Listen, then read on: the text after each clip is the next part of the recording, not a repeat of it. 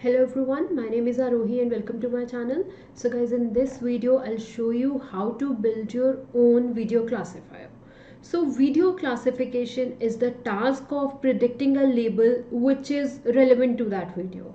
And for example, after watching this video, your algorithm should be able to predict that this dancing as a label, okay? And then watching after this video, your algorithm should be able to predict it as a exercise, and after watching this video your algorithm should be able to predict it as a yoga, right? So this kind of video classifier we are going to build in our today's class. So the topic which we are going to cover in our today's classes, first of all, I'll give you an overview of video classification. After that we will build our own video classification model, and for that we need a data set. So I'll show you the data set first. I'll show you how to prepare your own data set. If you want to build your own custom classifier, video classifier, then how to prepare your own data set for this video, okay? And after that I'll show you how to train your algorithm, and finally I'll show you how to test your algorithm. So let's begin. So what is video? So video is a sequence of frames arranged in a specific order, right? Frames or images, right? Videos are collection of images or frames arranged in a specific order. And guys, when we perform image classification, how we perform image classification? We, first of all, what we do? We take images, right? And after that we extract features, and we extract features using convolutional neural network. Once we extract the features, then we classify the image based on those extracted features. This is how image classification problem works, right? So in video classification, what are the steps to perform video classification? So very first step is we extract from frames from the video, right? So we extract frames from the video. After that we use feature extractors like convolutional neural networks to extract the features. Once you extract the feature, then we classify every frame of that video on the basis of the extracted feature. So this is the main idea. This is how we are going to perform this video classification, okay? So now, before further discussion on this video classification, I want you to understand what is human activity recognition. So human activity recognition is a task of classifying or predicting the activity or the action performed by someone, okay? So this is called activity recognition. So now, how this human activity recognition is different from normal image classification problem? So in normal image classification problem, as I just told you, we take image, we extract feature, and on the basis of those extracted features we classify, right? But in human activity recognition, we need series of frames to predict the activity performed by a human, okay? So see this example. So in this video, flip action done by this person, okay? We can only tell that it is a flip if you'll watch the entire video, okay? So for example, we are not providing the entire video to our algorithm, and we are only providing this particular frame, one frame, the video of from that video of a flip. We are just providing one frame to our algorithm. See this frame. From this frame our algorithm will give us a wrong result. It can say that activity performed over here is running, or it can say activity performed over here is walking, right? So but it will not be able to predict as a predict flip over here, but right? So what I'm trying to say here is, if you want to know the human activity performed, for that you need an entire video, you need a series of frames. On the basis of those series of frames, your algorithm will be able to tell you what human activity is being performed, okay? So now, why we need video classification? With the help of video classification model, we can solve the problem of human activity recognition. Alright, so that means whenever you want to perform any task which is related to human activity recognition, then you can use video classification model for that, okay? Now just see these two pictures over here. In first image girl is dancing, and in second image a girl is doing yoga. Okay, now in both, if we'll for example, if you're giving these two images to your algorithm on the basis of the position of the hand, the pose of a hand, the arms are spread in both the pictures, and there is some pose with the legs also. So on the basis of that, our image classification model can give us a wrong result. It can predict both images as a dancing, or it can predict both images as a doing yoga, right? But for example, now see these pictures. If you'll give series of frames like this, right? For dancing also we are giving a series of frame. A video consists of frames, right? And for yoga activity also we are providing a series of frames. Now on the basis of these series of frames, uh, uh, our algorithm will be able to understand that it will be able to distinguish between the similar actions by using environmental context, right? So what I'm saying is, the girl who is doing yoga, the environmental context over there is different, and the girl which is dancing, the environmental context is different over there. So with series of images, our algorithm will understand, okay, the girl which is doing some pose on the mat, that is yoga, and the girl which is performing some action without the mat, that is dancing. Okay, so this is how our algorithm learn by the environmental context, and it will be able to distinguish the actions. Okay, now the problem here is, when we provide this series of frames, right, with this technique, there is one drawback of this technique. What happen is, our algorithm will classify on the basis of every single frame. Means for one frame it will classify the result, for second frame it will classify whether it is dancing or yoga, for third frame it will classify it is dancing or yoga. For all the frames it will give you a separate output for all the frames. Now what happen is, for example, for some of the frames our algorithm is confident, okay, that this is a dancing, but for some of the frame our algorithm might be confused sometime with some other activity or some other action, right? So what happen is, sometime your algorithm will give you correct answers, but sometime your algorithm will not predict the correct label for that particular frame.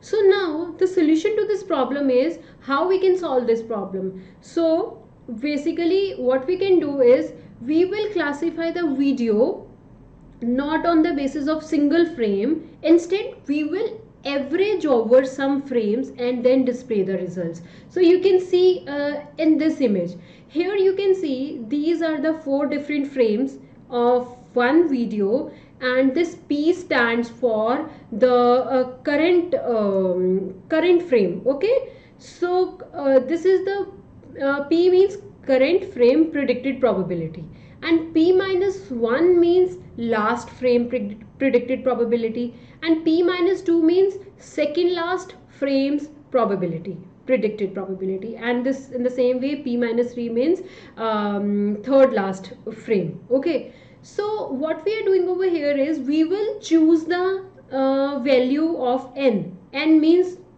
for you want to average over how many frames. So for example, if you chose the value of n is 4, that means we want to average over the results over the 4 frames. Okay, so these are those 4 frames, and every frame is going to a model, and model is predicting that this frame, in this frame dancing is 99% probability and yoga is 1% probability. Second frame, for the second frame our algorithm is saying, again it is giving the separate result, third frame is this and fourth frame is this. For every frame our algorithm is giving us separate results. Now we will average over the results and will finally classify the video, right? So this is what we do. Now let me show you the practical implementation of video classifier, right? So how we are going to build a video classifier? We will use CNN, convolutional neural network, and we will also use LSTM. Okay, so LSTM is comes under recurrent neural networks. So we are using CNN to extract the features of all the frames of each frame, right? And then the output of those independent convolutional neural networks. So we have you can see in this image we have independent convolutional neural network which is working for each frame, right? So the output of these independent convolutional neural networks will feed this to our recurrent neural network, and that network will fuse this extracted information temporarily. Okay, so let me show you the practical implementation now. So let's go to our practical implementation. So this is my code. Okay, let me show you the dataset first. So the dataset is, okay, so you can see here dataset of my code is this. I have a dataset folder. Here you can see I have two separate folders. So you also create two separate folders. I'm showing you how you can prepare your own dataset. So first of all, create dataset folder. Under that dataset folder, create two folders with the name of train and test. Now open this train folder. So these are the three different classes on which I want to work. So basically I want to build a video classifier which can classify if the video belongs to dancing class, exercise or yoga class. Okay, inside this dancing folder I have few videos which are related to dancing. So you can open some video and I'm showing you. So these kind of videos are there, right? So you can open few more videos and you can see. So these kind of small short videos are there in this folder, right? So all the videos are related to dancing. So guys, this dataset is very small. Again, if you want to improve the results, or if you want your algorithm should perform very well, then you can increase the number of examples. So in the same way, if you open the exercise folder, I have images, 47 images related to exercise, and under yoga also I have 48 images related to yoga. Okay, so this is about my train folder. Now under test folder again we have these three folders: dancing, exercise and yoga. If you'll open dancing folder, you have 5 videos under it, and the same way you have videos for exercise and yoga also. Okay, so now on this dataset I'm going to show you the code. I'm reading the dataset first. I'm reading the train file, and you can see these are the 3 folders I have. Now what I want is, see, I have written this code, and the main intent of writing these few lines is I want to store results like this. I basically wants to create a data frame, and I have created one column with the name of tag, and under that I'm writing the labels, and over here I'm writing the video name, which is the video. This video belongs to this class, this video belongs to this class. Okay, so what I have done is I am using a for loop, and then I'm reading the whole data one by one, and then I have created a data frame. Over here I've created 2 columns. Under tag folder I'm storing the class label, and under video name I'm storing the name of the video. So this I have done for train folder. Okay, and then I have created this data. I'm storing this data into a train.csv file. Okay, so now I have one train.csv file which have detail of the videos which I have in train folder. In the same way, this is the code which I have written for test videos. So I'm reading the test data, and then I have a loop which will read all the videos from all the folders one by one. Then I'm creating a data frame over here, and then finally I am creating one test.csv file, and I'm storing all that data frame over there. Now let me show you my train.csv and test.csv file to you. So here, this is my test.csv file and this is my train.csv file, and this is the code Jupyter notebook which I'm showing you. Okay, so over here in the same folder you will have your train.csv and test.csv file, and over here we have our dataset folder. Okay, so once you have your dataset, then you need to install this TensorFlow docs. I have commented it out because I have already installed. Okay, if you are running this code for first time, then you have to install it. Okay, and these are the required modules. Once you import all the modules, now we are reading our train.csv and test.csv file which we have just created, right? And now we are seeing the total number of training examples and test examples we have. So we have 145 videos for training. Okay, so these 145 videos means it includes the video of dancing, exercise and yoga. In total we have 145 videos for training, and in total from all the folders of testing we have 22 videos for testing. So this is our data set, looks like this. Okay, now we want to feed, see now what we want to build a video classifier. That means you need to feed the video to your network as input. So how we are going to feed the video to our network? So for that we are using Opencv video capture, right? So video capture method will read the frames from the videos, right? Remember I have told you in the beginning of our today's class, what is video? Video is a collection of frames arranged in a sequence. Okay, so when we want to give this video to our algorithm, so that means we need to fetch the frames. Those frames will go to our algorithm. So for doing this functionality we are using Opencv's video capture, which will read the frames from videos, and then we will extract frames from the videos until a maximum frame count is reached. Now until a maximum frame count is reached, what I mean by this is, see guys, some of the videos are very short and some of the videos are might be a little bit longer than the other videos, right? So the number of frames are going to be different in each video, right? Maybe one frame is more, or 2 or 20 or 30 frames will most of the time frames will be different in every video. Number of frames will be different. Okay, so now when the frames are different in every video, that means it will be a problem for us if we want to put the data, those frames in a batches, and when the number of frames are not equal in all the videos, then we will face a problem, you know, when you want to stack them into batches, then there will be a problem.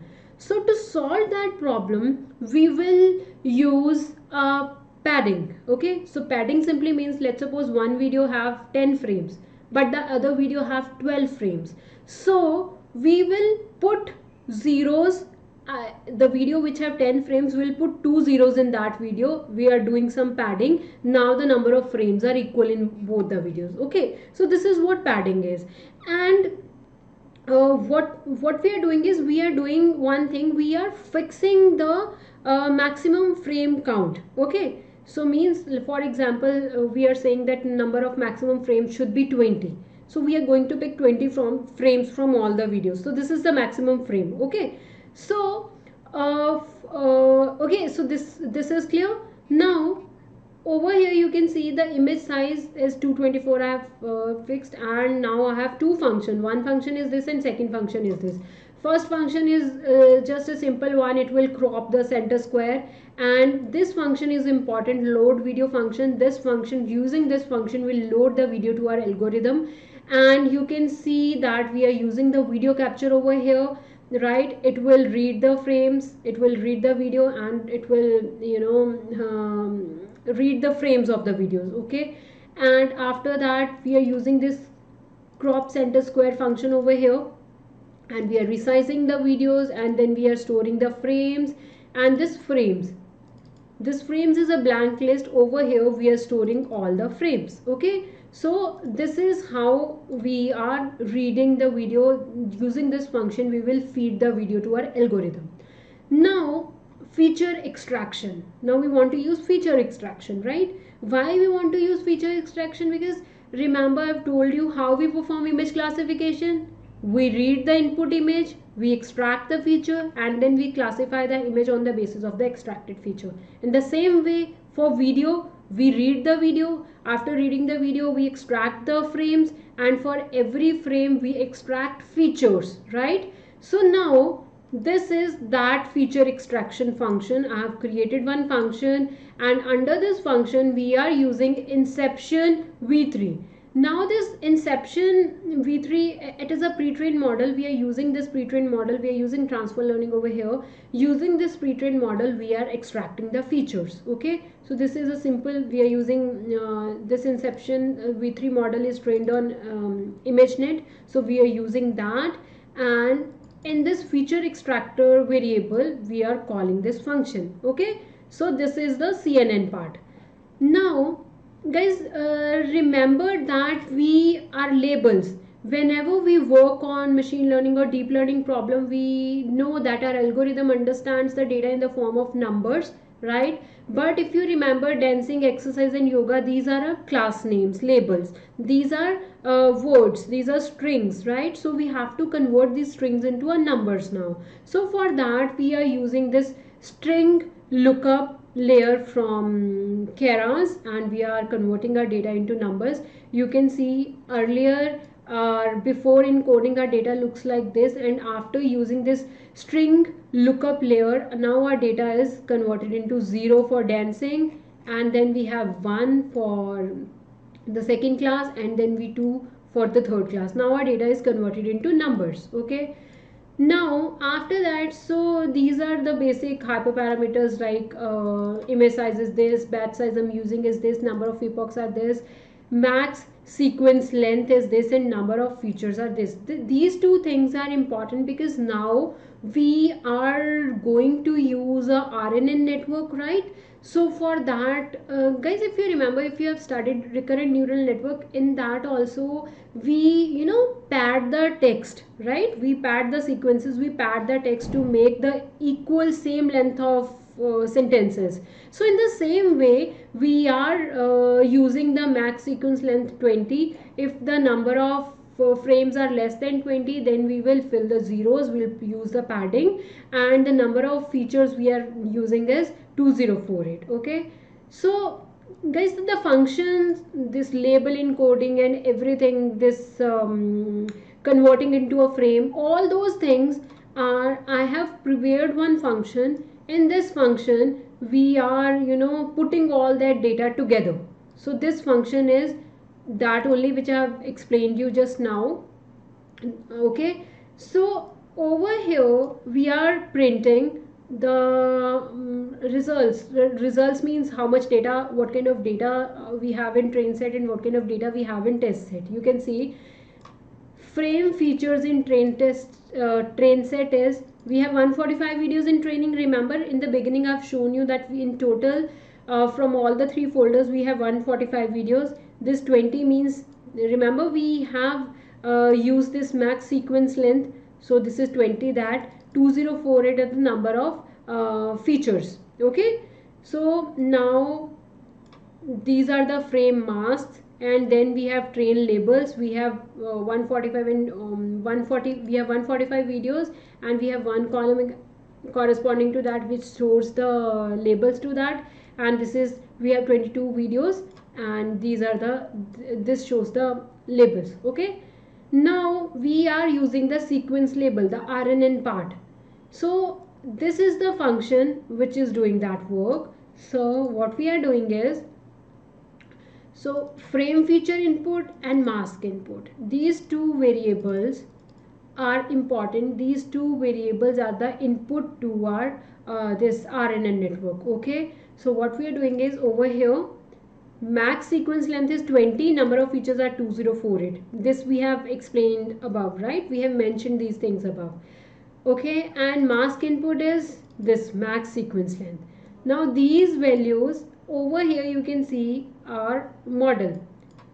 So frame feature input and mask, frame feature input and mask input, we are providing it as a to the first layer of our algorithm, and then we have further more layers, and the final layer is activation layer, softmax activation function we are using. Okay, and then over here in this RNN model variable, we are calling the model, we are compiling the model, and then it will return. So this function is our model code, RNN code. Now we want to run our algorithm, we want to perform the training. So for that we have created another function with the name of run experiment, and under temp folder you will get a video classifier folder where the model will be stored. This is the checkpoints, and we are calling get sequence model. Remember, this is get sequence model. So we are calling the model, we are fitting the data in it, we are providing the training data to it, validation split is this, and number of epochs we have, I have told to run, I have decided to run it for 30 epochs, and the checkpoints it is taking from here, right? So now our model will run. Now you can see after 30 epochs, this is the accuracy we are getting. I know this is not a good accuracy, but remember we are working on very less videos. Okay, so now how to test this? So for that we have two functions. One function is this and second function is this. This first function is responsible to prepare our video in the format which our algorithm will accept. That means to if the number of frames are less, so for that we are using this max sequence length. Okay, and we will put the number of zeros to pad the frames, and these kinds of steps are here. And after that in the sequence prediction we are calling the model and we are making the predictions. Okay, so you can see we are loading the video. After that this frame feature and frame mask is important because these two are the input to our algorithm. Okay, and sequence model dot predict, right? So over here we are calling our model sequence model and we are predicting, and finally you can see here I'm showing you the output. Test video, we are randomly picking the video, and here we are showing the path of the video. This is the path of the video on which our algorithm is predicting. Okay, and then sequence prediction, this function we are calling, this function which have the functionality to perform the prediction, and on which video I want to perform it, the test video, this, and you can see the result over here. Right now let me show you the video. It is saying dancing 33.42%, exercise is this much percent, and yoga is this much percent. This video, what this video is, this is the video. So for this video our algorithm is saying it's 33.42% as dancing video, and these are the other two results. So guys, this is what this video classifier is, and I'll show the GitHub link right in my description section. You can get the code from there and you can prepare your own data set. Just download some random videos from the internet and you can make the folders and put those videos in those folders, and then you can try this. So I hope this video is helpful. Thank you for watching.